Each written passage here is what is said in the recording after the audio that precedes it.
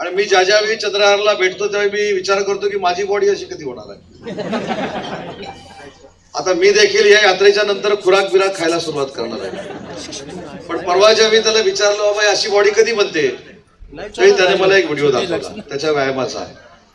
म्हटलं ही कल्पना नाही केलेली बरी, हे आपल्याला काही झेपणार नाही आणि उगाच आपण नको ते काय करून आपलं अंग मोडून घेणं, तंगड्या मोडून घेणं काही उचित नाही, म्हणून तुम्ही नादच सोडून दिला.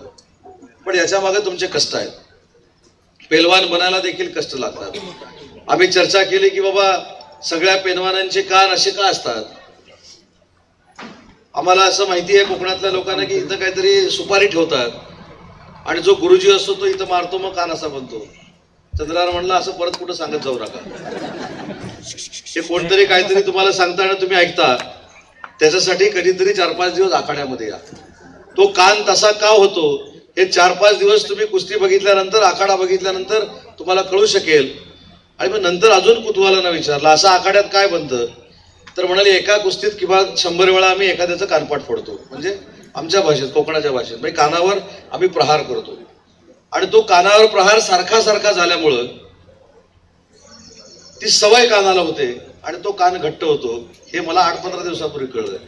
तोपर्यंत आम्ही सुपारी घेऊनच बसलो होतो. सुपारी म्हणजे चांगल्या अर्थानं म्हटलं.